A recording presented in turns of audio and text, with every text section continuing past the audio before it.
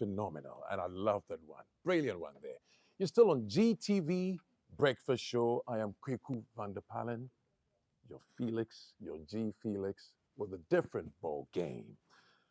It's time for our BFS clinic, and we're tackling the excruciating reality of kidney stones. Really hurts, I'm telling you. A condition affecting an estimated 9% of people in sub-Saharan Africa, including Ghana, where conditions like hot climates, dietary habits, heightened risks. With a medical expert as our guest, Dr. Lemuel Davis Bray, we're going to look at the chronicle journey from formation to relief. I want to talk about relief, it makes a smile. Exploring causes like dehydration, high sodium diets, we need to watch it. We'll go more into that. Symptoms such as severe flank pain and nausea. And prevention tips tailored for everyday life. Prevention is the part that I love the most. Prevention is better than cure, they say. Empowering all of us to stay stone-free amid daily routines of festive indulgences. So you're welcome to this segment, BFS Clinic. And I would like to welcome Dr. Lemuel Davis Bray, a urologist. Thank you, David. Thank you. Good morning. Good to see you. Good to see you too. How you doing? Some of the professionals, when you mention their names and you leave doctor out, they go hard on you. I said Dr. Lemuel Day, and I just said David. Yes. You're good with that. I'm good with that. So how's it going? I'm fine. You? Yeah, planning for the season. It's just around the corner. Yes. We are beginning to wind down, relax. You know, the year has been so busy. Absolutely. So we thank God for His mercies and bringing us so far. Yeah. We are grateful. We need to wrap it up nicely. Yes. Now, let's go straight to business. Kidney stones, the sound of it, even something else. But let's begin by looking at how we can explain what it really is, how they form, and probably why they might be more prevalent in Ghana. All right. When climates such as that of Ghana. Right. Yeah. Talking about the sound of it.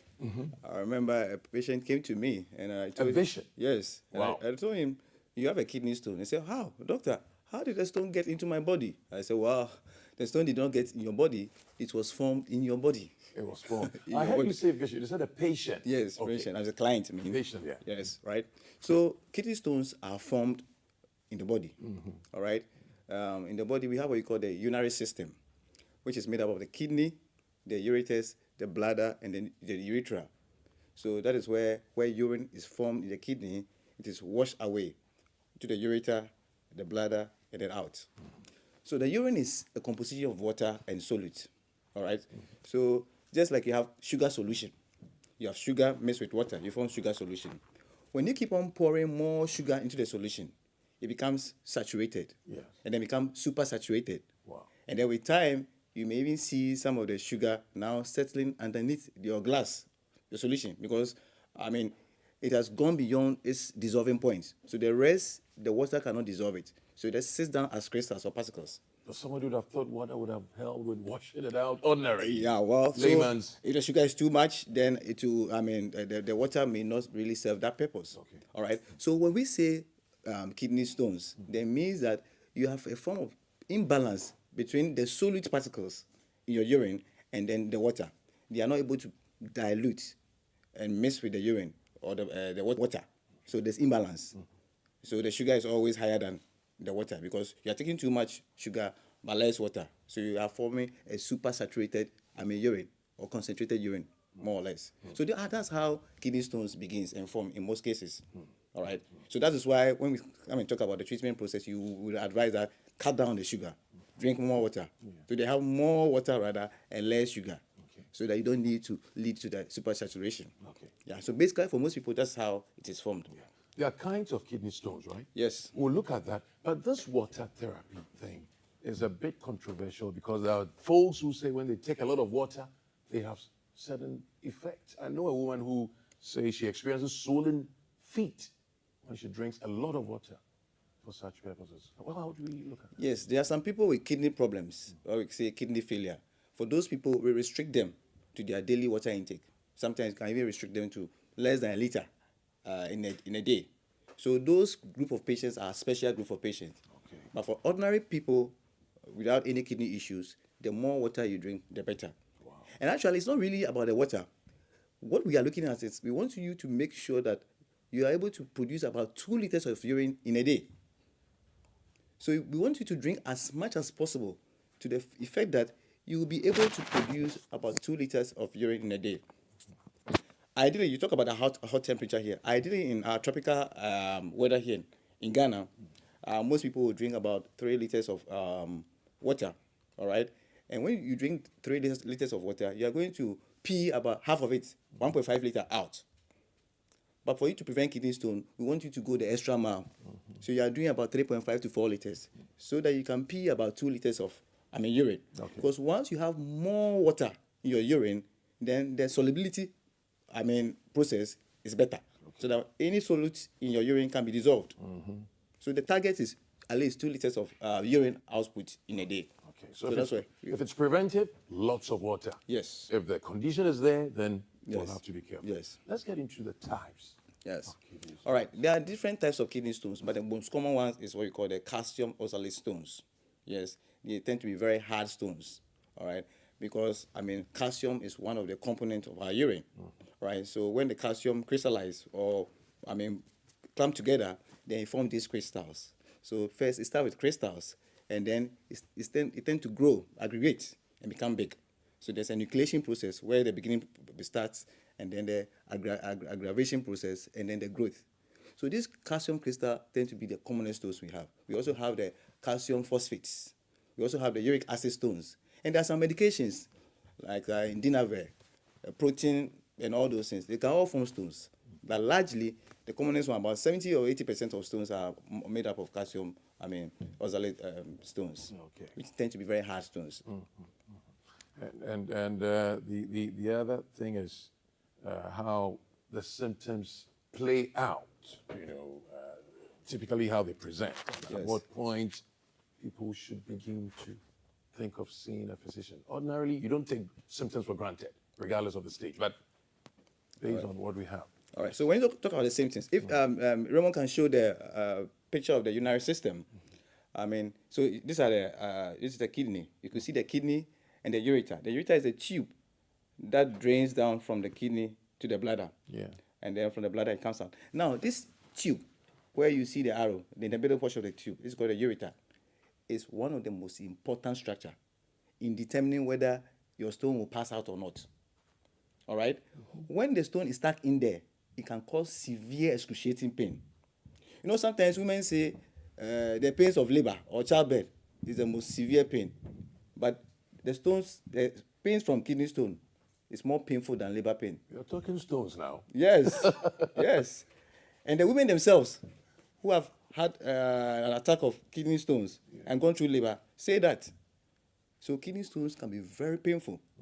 Actually, if you consider this, empirically, it has been said that the pressure that the kidney generates to push out a stone when it is lodged in the ureter is about 3 times the pressure which is generated in the uterus to push a baby out. So it's not surprising that the pain from kidney stones could be that painful. Yes. And so this ureter is become the sole determiner as to whether a stone can pass out or not.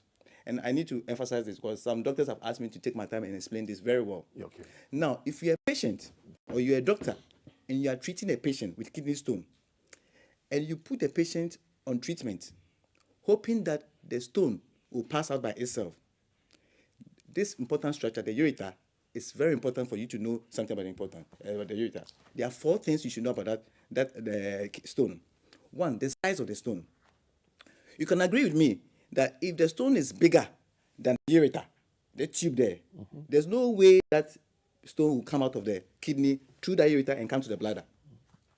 Because the bladder itself is capacious, very big. So once a stone falls into the bladder, obviously it will come out. The problem is how the stone will traverse the kidney, the ureter, into the bladder. So that's why the ureter is the sole determiner as to whether your stone can pass out on its own. It will be based on the size of the ureter. The normal size of the ureter is about 3 to 6 millimeters. Okay. So that means that if your stone has to come out, it should be something within that parameter. So a stone which is less than 5 millimeters, 2 millimeters, 3 millimeters, it will easily come out. So that is one thing we look at when we are treating stones, the size of the stone.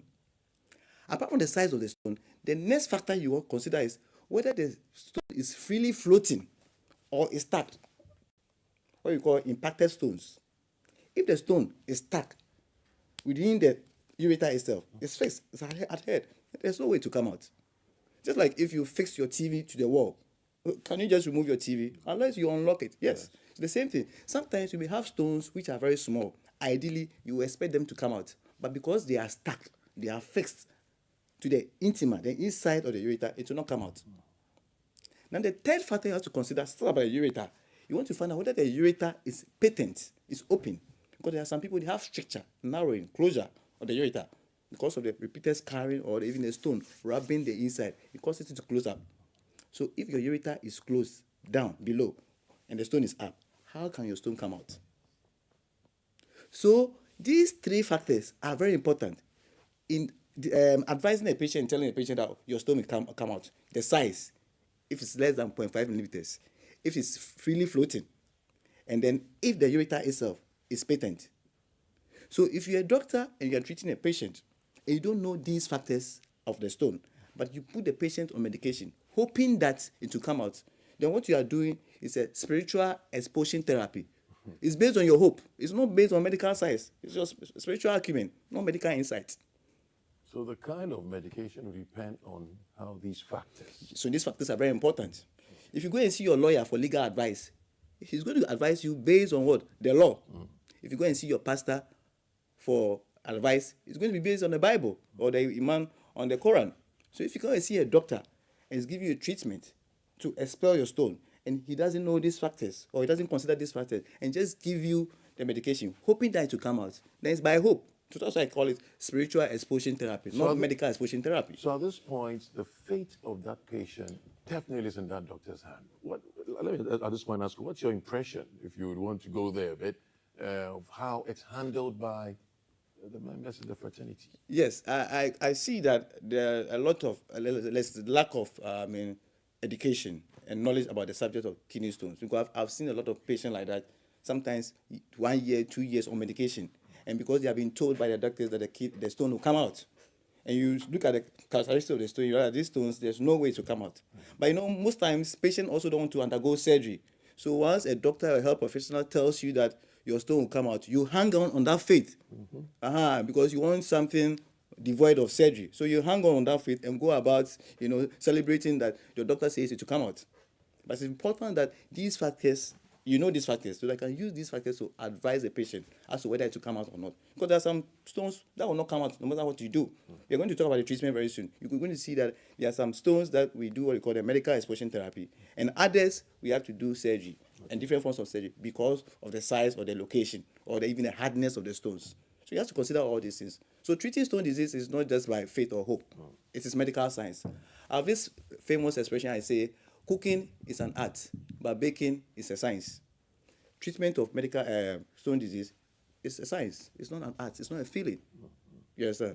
Yes. So, looking at this, would you advise surgery in most cases? Because on the other hand, a lot of the doctors will do guesswork and give them hope that, hang on, it may drop out. Would you advise surgery to be safer? No. So the advice will depend on the characteristics of the stone, as I've said. All right. So, example, if a stone is less than 0.5 millimeters, we say that the ureter itself, the tube, is 3 millimeters to 6 millimeters. So if the size of the stone is between this value, then we hope that it will fall out freely. If it's not stuck, if it's free floating, and the tube is not blocked, then it will flow. So those people who ask them to undergo what you call the medical exposition therapy. You drink a lot of water, and then we put you on medication that will try and push the stone out. So that's the first line of treatment. We call it the medical exposition therapy because we are using medicine to try and expel the stone.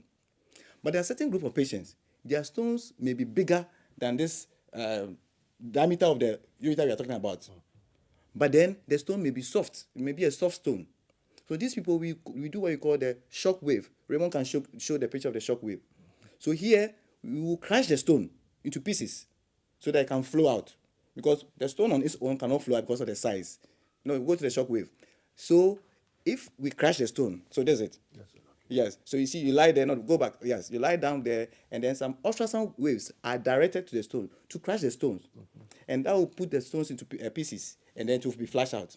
But here too, it will depend on the hardness of the stone, because you know there are some stones once you put in your hand, you can just crash them. But as others, if you put them in your hand, maybe your fingers may rather break. You know, you trying to break them. So these are normally used for bigger, soft stones. If the stone is big and it's soft, we can crash it by this method, and then it will flash out, just like a normal small size stones. Okay. And then there are other ones which are also big, but they are hard. So if you are big and hard, then shock wave will not help you. So this is where now you have to go directly and hit the stone, knock the stone to break it into fragments or pieces. That's what we call heteroscopy and fragmentation. So we have a laser machine that we can use to break the stones into pieces. And once it's in fragments, it will flow out. You understand? Okay. This one is because of the hardness of the stone and the size of the stone. And there's others which are too big, that if you say you are going to crack them, even though they are hard, you can crack them, it will take you a long time. So we do what you call the PCN. Puncture your skin, and then using some instruments, you can get to the stone, crash it, and then remove it. So your treatment will be based on the characteristics of the stone. That's the most important thing I want to say today. The hardness of the stone, the size of the stone, the location of the stone, and whether the tube, the ureter, is patent. So these are the factors we consider when a patient comes to us in treating kidney stone. Okay. So the hardness of the stone, The size of the size stone, of the stone, the location of the location stone. of the stone. Yes, That's even not whether very, the very stone is free floating. And the most important thing is that, you see, all these characteristics of the stone I'm talking about, there's an imaging, a test we can do, we call a CT scan. CT scan can give you most of this information. Usually when patients come to the emergencies or they see other doctors, they do what you call an ultrasound. Ultrasound is very cheap. It's a good screening method. It will give you an idea that, the person has a kidney stone. But ultrasound has its own limitation. One, it tends to overestimate the size of the stone. Sometimes ultrasound may not even see some of the stones or the location of some of the stones, or not even tell you whether the stone is fixed or not. Okay. So ultrasound is not the gold standard. It's just good to screen and have an idea that this is what the patient is suffering from. But if you really want to be sure about all these features about the stone, then you have to do what you call a CT scan. Yes. Sure. To be sure. What's there? Now, doctor, there's this I got wind of. There's a plant they call stone breaker. In Fanti, they call it Aubegweche. I don't know if you've heard of No. this before. And we've had some stories that it's a plant that helps to treat stone breakers. You know, these are the things we hear on the streets. Yes. I don't know if you've heard of it. What advice would you give? Yes. There are several herbal medications that can be used for treating stones. All right? Yes, just like you have also orthodox medication for treating stones. You see? But here again, the same principles and factors will come in. So you can't just go for The it. size of the stone, Okay. the hardness of the stone, the location of the stone, whether the tube is patent, where the stone will flow through is patent. So it's the same. They make you feel that it's so potent, it has these factors. regardless of these Because most factors. people assume that the system is normal. Once your ureter is patent, the size is small. But you see, it is intuitively. People will think that once you have this thing, it should come out. No. If you want to treat the patient based on scientific knowledge, then you have to ensure that all these factors are there. So we use, there are some common medications we use even by physicians. Calcuri, sea stones, all these are herbal extracts. Yeah. You see, but before we put patient on this medication, we make sure that we have checked all these boxes, the size of the stone and all those things I'm talking about. We check all those boxes. Once we are sure that, oh, this stone is likely to pass out, then we'll put you on those medication. Okay. All right? Get into me, and they said it was formed. Yes. It probably was because of a lifestyle, a habit. Yes. So can we talk about that a bit? Because All right. that's also equally important. Preventive. All right. So lifestyle, the main thing about stone is we have to talk about diet, what we eat. They say you are what you eat. Yeah. All right. If you are eating so much salt intake. Some people, when they prepare their food for them, they will add extra table salt. You know, Kobe, kako, momone, and all those things. They are very salty food. So if you eat a lot of salty food, your risk of forming a stone disease is high. If you take in a lot of sugary drinks, and one thing about the sugary drinks, there are two types of sugary drinks. The light ones like the Sprite, the 7-Up, and then the dark ones. I don't want to mention names, otherwise brands. I'm going to get a lawsuit. You don't have to get into brands. Yes, the lighter ones normally contain citrate, so those ones are a bit safer than the darker one, because the darker ones contains phosphoric acid, that's phosphate, Okay. and they tend to help stone formation. So generally, we advise that you stay away from sugary drinks. But if you cannot stay away from them completely, then choose the lighter ones compared to the darker sugary drinks, because of what I've just said about. All right. Then calcium intake, you need adequate. But yet we are saying that you need to take in adequate calcium. Because if you don't take in adequate calcium, your body itself will start breaking down the calcium in your body, and that will enter into your blood, go through the urine, and form stones. So your calcium intake should be good.